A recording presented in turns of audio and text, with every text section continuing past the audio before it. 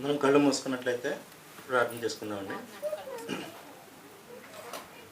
మంచిదండి. ఈరోజు మనం చక్కని 2 అంశాల గురించి తెలుసుకున్నామండి.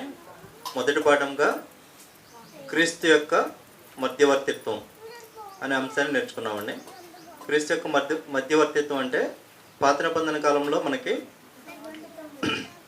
ప్రవక్తనంగా మొట్టమొదటిగా మనకి మోషే గారు గుర్తుకొస్తారు.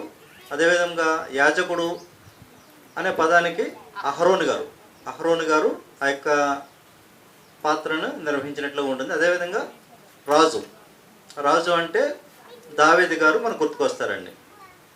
ఇది పాత నిబంధన కాలంలో ఈ యొక్క 3 పాత్రల్ని కూడా మోషే గారు, అహరోను గారు, దావీదు గారు మనం తీసుకున్నట్లయితే కనుక, అదే ఇప్పుడు కొత్త నిబంధనకు వచ్చేసరికి ఈ మూడు పాత్రల్ని కూడా యేసుక్రీస్తు వారే, ఈ 3 పాత్రలను యేసుక్రీస్తు వారే ధరించి మధ్యవర్తిత్వం జరిగించి మనందరినీ కూడా రక్షణలోకి ఆయన ద్వారానే మనం రక్షణలోకి రావడానికి ఆయన యొక్క మార్గంగా ఉంటారండి.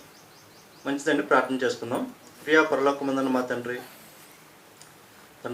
చెప్పబడిన యొక్క మాటలను తండ్రి మేము మాకు హృదయంలో భద్రపరుచుకుంటూ జ్ఞానిస్తూ తండ్రి ఆ యొక్క వాక్యాన్ని మా హృదయంలో ఎప్పుడు కూడా జ్ఞాపకంలో ఉంచుకుంటూ మాకు హృదయంలో అవి తండ్రి పనిచేసి తండ్రి మమ్మల్ని నీతి మార్గంలో నిత్యజీవపు మార్గంలో నడిపించే విధంగా ఆ యొక్క వాక్యం మాలో పనిచేసి మేమంతా కూడా మీరున్న పరలోక రాజ్యానికి చేరుకునే విధంగా ఉండడానికి సహాయం చేయమని ఈ ప్రార్థన మనలో మన రక్షకుడును కుమారుడైన యేసుక్రీస్తు వారి నామంలో ఈ ప్రార్థన మనలో అడిగి పెట్టుకుంటున్నాం తండ్రి.